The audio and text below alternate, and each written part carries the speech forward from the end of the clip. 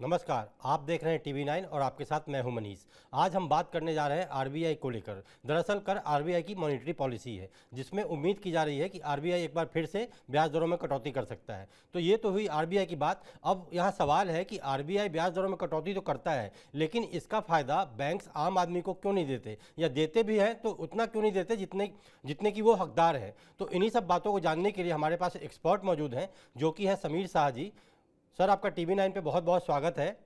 समीर साहब एक banking expert हैं, तो सर ये बताइए कि आरबीआई ने 2 बार ब्याज दरों में कटौती कर दी है, माना जा रहा है कल तीसरी बार भी कटौती होगी। तो अब तक आरबीआई ने करीब करीब 50 बेसिस पॉइंट की कटौती कर दी है। लेकिन अगर बैंकिंग का डेटा उठा के देखें, बैंकों का देखें, तो उतना फ़ायदा आम आदमी को नहीं मिला है।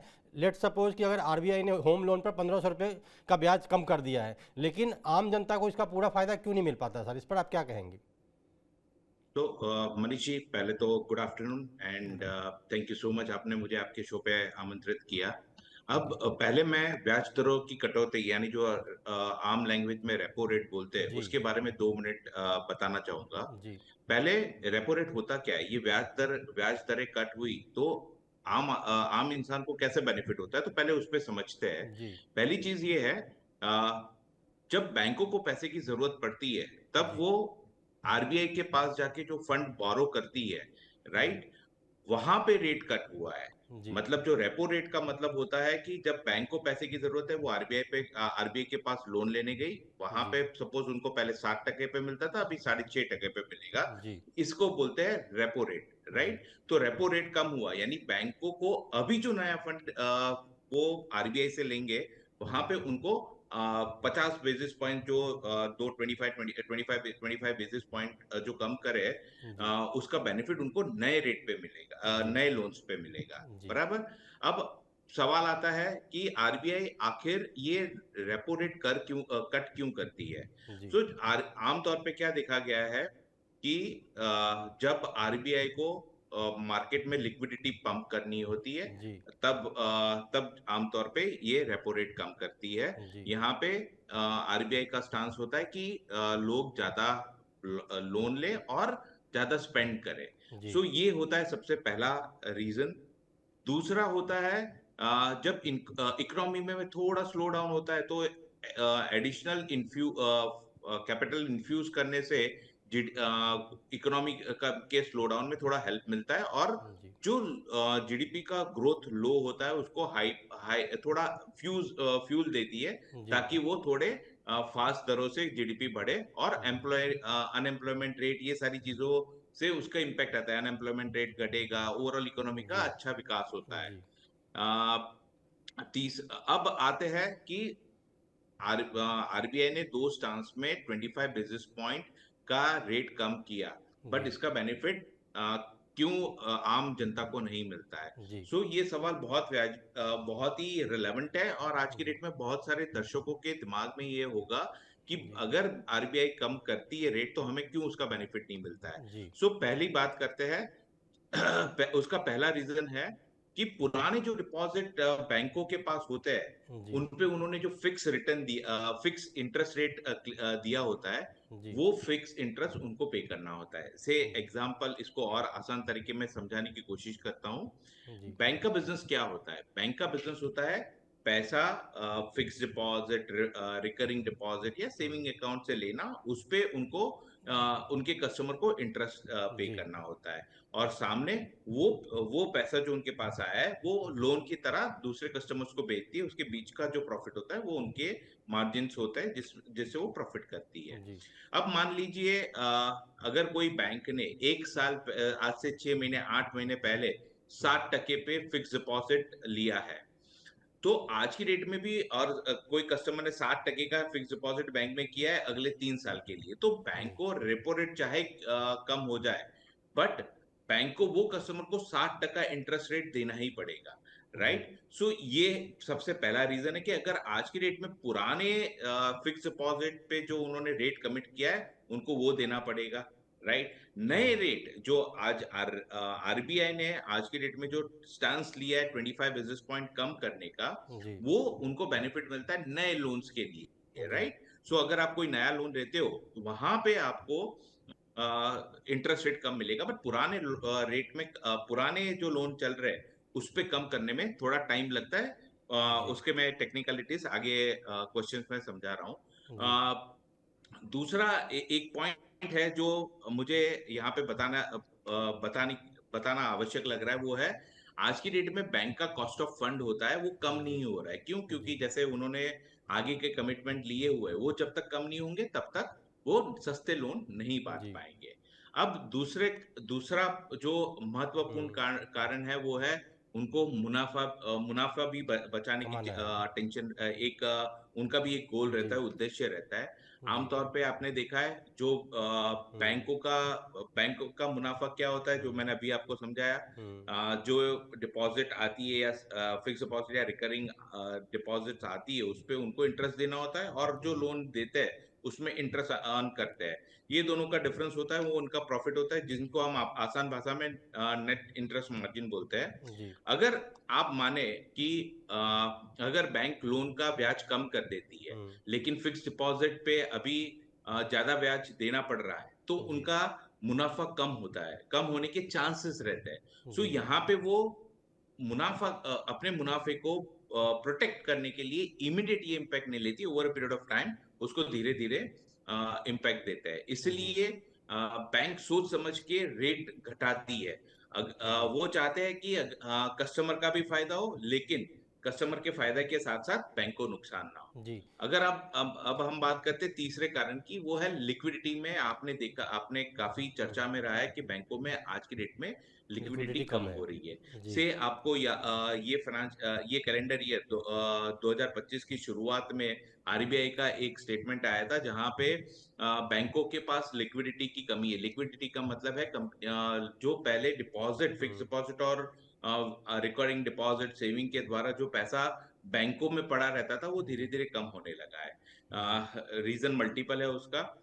लोन्स लोन्स में पेमेंट में चले जाते हैं, शेयर बाजार में इन्वेस्टमेंट हो रहा है, म्यूचुअल फंड इन्वेस्टमेंट जी हो रहा है, तरह मल्टीपल रीजन जिसकी वजह से उनकी लिक्विडिटी थोड़ी थोड़ी कम हो रही है। सो यहाँ पे 2025 की शुरुआत में अगर आपने देखा हो तो बैंक के पास ये लिक्विडिटी की भारी कमी देखी गई थी। हम्म लिक्विडिटी डेफिशिएट की बात करें तो करीबन 3 लाख करोड़ से भी ज्यादा तक ये चला गया था। अब अगर हम देखते हैं ये बात को, अगर हम ऐसे सोचे, तो जब बैंक के खुद के पास पैसे कम है, तो जी वो नए लोन देने के लिए इतने क्या एक्साइटेड नहीं रहते, या उन पे इतना प्रेशर नहीं रहता है। तो ये केस में क्या करते हैं, वो जो भी आरबीआई का रेपो रेट कम हम्म हुआ है, वो इमीडिएटली पास ऑन नहीं करते हैं जब उनके पास लिक्विडिटी आती है। कंपटीशन भी देखते हैं यहाँ पे। कंपटीशन अगर रेपो रेट कम कर रहा है, उनके पास पैसा है, उन्होंने जी कम करके ज्यादा दे रहा है, तो अपना मार्केट शेयर जी बचाने के लिए वो लोग इमीडिएट करते हैं। अदरवाइज लिक्विडिटी क्रंच है, कंपटीशन अग्रेसिव नहीं है, तो ये सिचुएशन में वो धीरे धीरे करते हैं। सर इस अब पे हम आते आते हैं हैं, चौथे बीच में कारण सर पे। थोड़ा सा आपको रोकना चाहूँगा एक सेकंड के लिए।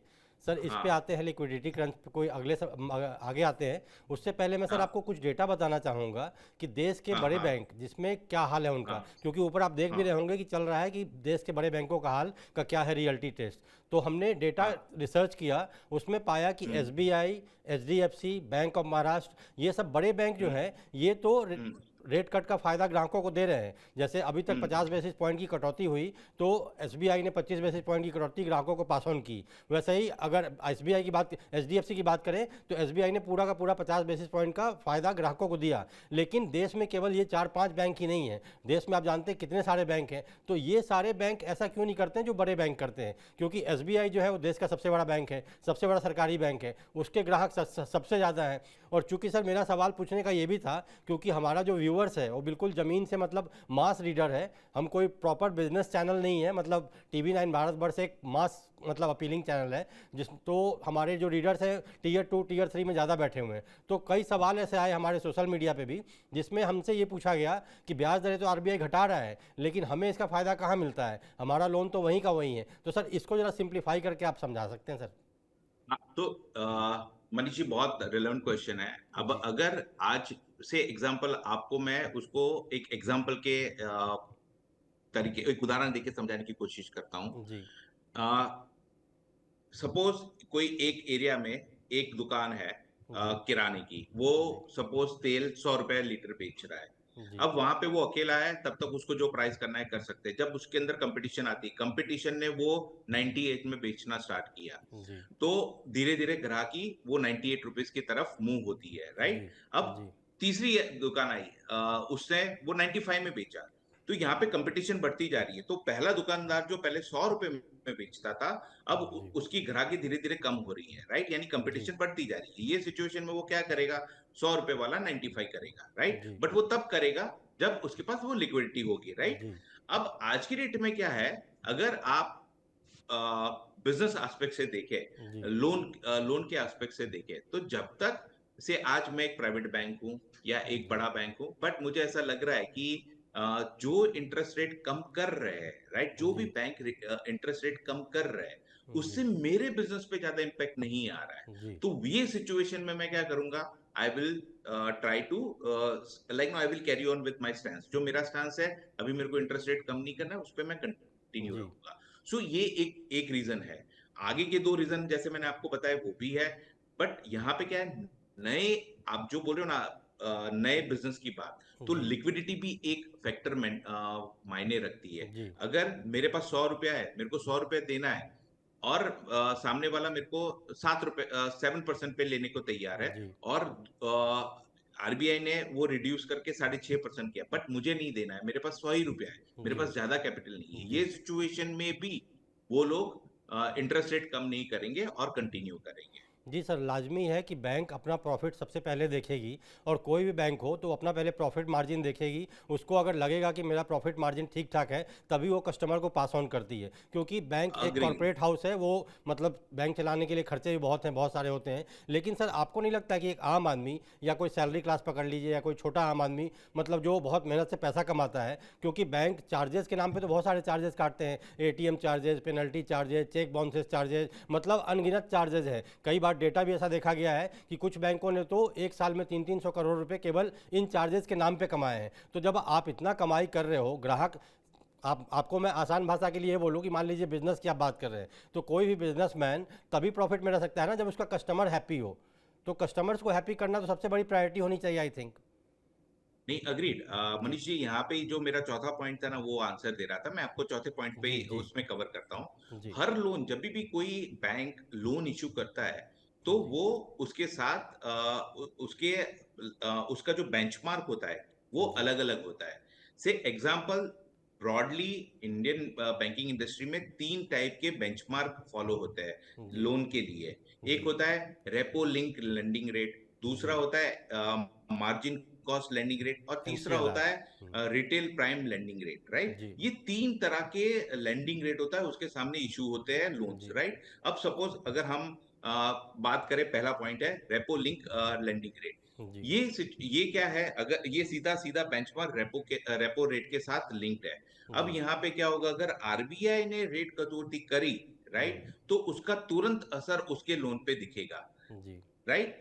उसका benchmark repo link lending rate है। जी, अब ये ज्यादातर आप देखोगे नए होम लोन में, ज्यादा हाउसिंग लोन जब भी जी, नए लेते हैं लोग, तो ज्यादातर रेपो लिंक लेंडिंग रेट के साथ जुड़े होते हैं। जी, यहाँ पे जो भी रेपो रेट में बदलाव आता है, वो तुरंत उनको पास ऑन होता है। अब जी, दूसरा जो मैं बता रहा था, वो है मार्जिन कॉस्ट लेंडिंग रेट।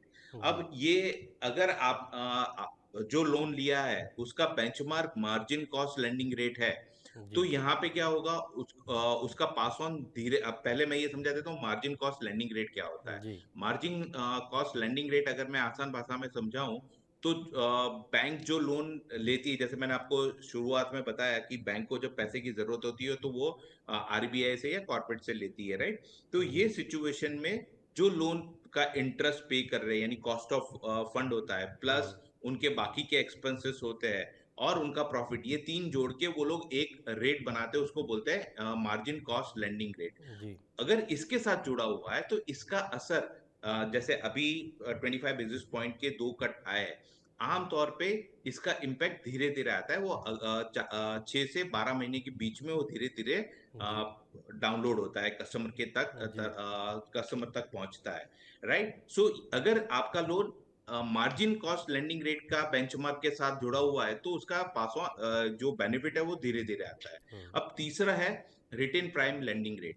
अगर मैं इसको आसान भाषा में पहले समझाऊं तो हर बैंक अपना लेंडिंग रेट फिक्स करती है कि मैं जी ये मेरा लेंडिंग रेट सपोज 17%, 15%, 12% जो भी रहेगा वो जी रहेगा, राइट। अब ये बेंचमार्क हुआ, अब यहाँ पे क्या होगा, उनका मैक्सिमम 17-18% एग्जाम्पल जी ले रहे कि हम्म 18% पे दे रहे, हम्म बट कस्टमर टू कस्टमर जो अपना सिबिल का रेटिंग होता है, जी क्रिसिल का अपना रेटिंग होता है, वो रेटिंग के हिसाब से अगर आपका स्कोर अच्छा है, राइट, जी तो आपको 18% की जगह 10% पे मिल रहा है या 60% पे मिल रहा है। जी वैसे किसी का 15 पे होगा, किसी के 14 पे होगा, तो जिनका ऑलरेडी लो पे चल रहा है, जी राइट, ये रिटेल प्राइम लेंडिंग रेट के हिसाब से, तो वहां पे इम्पैक्ट आने के चांसेस बहुत कम रहते हैं। और जिसका हाई होता है वहां पे वो रिस्क लेते हैं, तो उसको भी पास ऑन देते हैं। बट आमतौर पे देखा गया है यहाँ पे जो भी आरबीआई रेपो रेट करती है उसका जी इमीडिएट ट्रांसफर नहीं जाता है, वो धीरे over a period of time 6 महीने से 12 महीने के बीच में ट्रांसफर जी करते हैं। सो ये तीन बेंचमार्क है। अगर लोन ये तीन बेंचमार्क के साथ कंपेयर करके ही उसका जो बेनिफिट होता है वो पास ऑन हम्म करते हैं over a period of time. जी सर, अब मेरा अगला सवाल सर, आपको एक एग्जांपल बताता हूँ। जैसे मान लीजिए किसी ने 50 लाख रुपए का होम लोन लिया 15 साल के टेन्योर हाँ। पे 9.5% के रेट ऑफ इंटरेस्ट पे। तो उसकी जो ईएमआई बनी वो करीब 52,211 रुपये बनी। और जब आरबीआई ने अभी तक 50 बेसिस पॉइंट की कमी की है, तो इसके हिसाब से उस आदमी को 1498 रुपये, मतलब 1500 रुपये की राहत मिलनी चाहिए। लेकिन अगर मान लीजिए 50 बेसिस पॉइंट के बदले 25 बेसिस पॉइंट का फ़ायदा मिला, तो ये प्रॉफिट, मतलब प्रॉफिट कह लीजिए, मुनाफा कह लीजिए, बचत कह लीजिए, वो 1500 से घट के 750 रुपया हो गया। तो एक आदमी का तो 750 का चूना लगाना, मतलब आरबीआई, देश के भारतीय रिजर्व बैंक ने तो कह दिया कि चलिए जी, आपके 50 लाख के लोन पे, जैसा कि मान लीजिए कल रेट कट होता है, तो उसके बाद हम लोग home loan, car loan, personal loan calculation समझाते हैं लोगों को कि आरबीआई ने इतना रेट कट किया, आपने इतने का लोन ले रखा है, तो आप अगर, आपको इतना बचत हो सकता है। लेकिन यहाँ पूरा फ़ायदा नहीं मिलता है, तो हाफ हो जाता है। और दूसरा सवाल सर मेरा ये है कि एक थोड़ा सा दर्शकों को क्लियर कर दीजिए कि जब आरबीआई रेट कट करता है तो उसमें दो क्लॉज होते हैं, कि एक तो आपके पुराने रोल पे इम्पैक्ट होगा नहीं होगा, और दूसरे नए लोन पे होगा। तो इसको कैसे बाइफरकेट करते हैं सर? जी सर। हाँ, तो मनीष जी पहले एग्जिस्टिंग वाले की बात करते जी हैं, राइट। जो आपने क्वेश्चन पूछा था कि एग्जिस्टिंग ईएमआई उनका 1500 रुपए का बचत होना था, जी उसकी जगह 750 रुपए का हुआ, राइट। जी अब मनीष जी इसको मैं आसान भाषा में समझाने का ट्राई करता हूँ। से जी अगर आपने कोई एक फोन पहले जी आईफोन पकड़ लो 1 लाख रुपए में लिया था, जी राइट। अब जी जब नया मॉडल आता है तो वो गिर के उसका भाव 80,000 हो गया, जी राइट। तो आप जब बेचना जाओगे तो आप उससे 1 लाख रुपए की उम्मीद नहीं करोगे। जी क्यों? बिल्कुल। क्योंकि ऑलरेडी मार्केट में उसका भाव कम हो गया है, राइट। जी सिमिलरली अगर हम बैंक के एस्पेक्ट से देखें तो बैंक ने जब आपको लैंड किया था, यानी जब जैसे मैं हाउसिंग लोन लेने गया तब 60% इंटरेस्ट चल रहा था, बैंक जी ने 60% पे आरबीआई से पैसा लिया था और मुझे दिया था। अब जी मुझे जब दिया था तब 7 रुपए का उसका फिक्स हो गया था, यानी उसको 60% कंपलसरी आरबीआई को देना था। अब जी आरबीआई ने आज जाके 7.5 50 पैसा कम किया है, यानी 6.5% अभी जो नया लोन आएगा उस पे 6.5% मिलेगा, जी पुराने वाले पे नहीं। तो जब बैंक ने 60% पे लिया था और जी आज मुझे दिया था वो पैसा एज अ लोन, तो जी जब आरबीआई रिड्यूस करती है तो पुराने पे नहीं कराया, उसने नए पे किया। जी तो नए पे किया मतलब अगर मैं नया लोन लेने जाऊंगा तो मेरे को 6.5 में मिल सकता है, बट पुराना लिया हुआ वो तो बैंक ने ही 7 पे लिया है। वो जब तक वो अपना एवरेज आउट नहीं करेगा, जी सारे कैलकुलेशन करके अपना प्रॉफिट एवरेज आउट नहीं करेगा, तब तक वो मुझे जी वो बेनिफिट पास ऑन नहीं कर। जी सर। जनरली आमतौर पे देखा गया है कि बैंक इमीडिएट पास ऑन नहीं करते, hmm over a period of time वो सारे कैलकुलेशन एवरेज आउट करके, अगर अगले 6 महीने में वो एवरेज आउट करके, 6 7 8 महीने में एवरेज आउट करके धीरे धीरे इंटरेस्ट रेट एग्जिस्टिंग लोन पे कम करते हैं। जी Manish ji, I hope I am clear. जी जी बिल्कुल सर।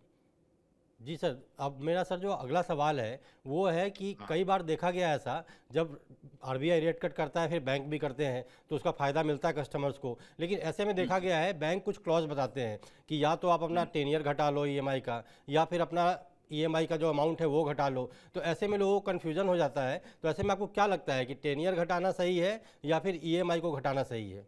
क्योंकि अगर टेनियर लंबा करते हैं आप तो बैंक तो आपको ईएमआई बढ़ती मतलब ज़्यादा ही देना पड़ेगा ना। तो ऐसे में क्या फ़ायदेमंद है सर?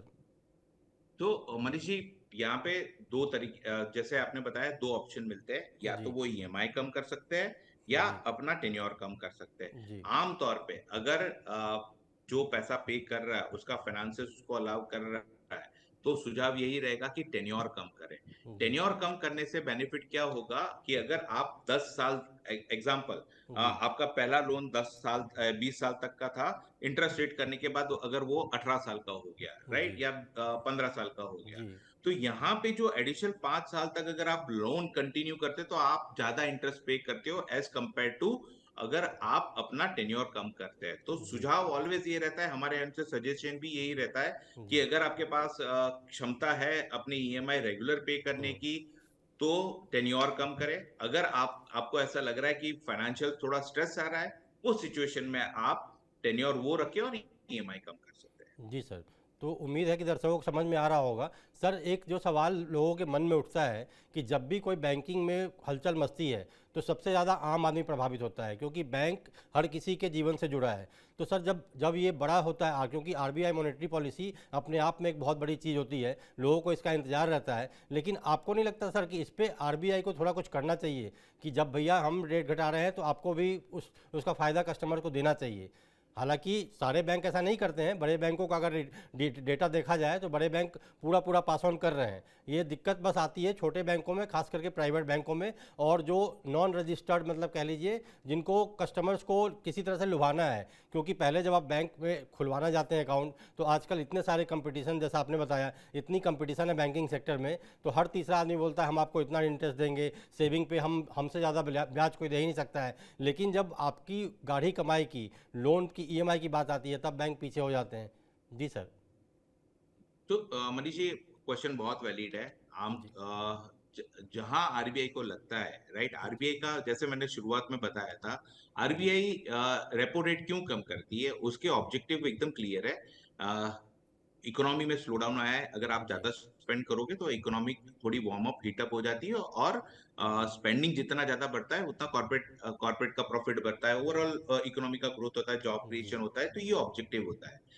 अगर जैसे ये सिचुएशन है, करंट सिचुएशन की बात करते हैं, तो जी यहाँ पे भी दो स्टैंड हुआ है, 25 बेसिस पॉइंट जनवरी और अप्रैल में हुआ है, राइट। जी अगर हम देखें तो जनवरी अभी, जनवरी वाला जो 25 बेसिस पॉइंट का इम्पैक्ट, अगर प्राइवेट बैंक देना भी जी चाहेगी पुरान एग्जिस्टिंग लोन पे, तो भी वो 6 महीना यानी जनवरी में दिया था तो जून एंड जुलाई के आसपास से आपको उसमें कटौती दिख सकती है, पहले वाले जो उन्होंने 25 बेसिस पॉइंट का स्टैंस लिया था जी उसमें, राइट। दूसरा जी मनीष जी, हमें एक चीज ये भी कंसिडर करनी चाहिए, over a period of time जो है एनपीए की बात करते हैं, जो डिफॉल्ट रेट है वो जी धीरे धीरे बढ़ने लगा है।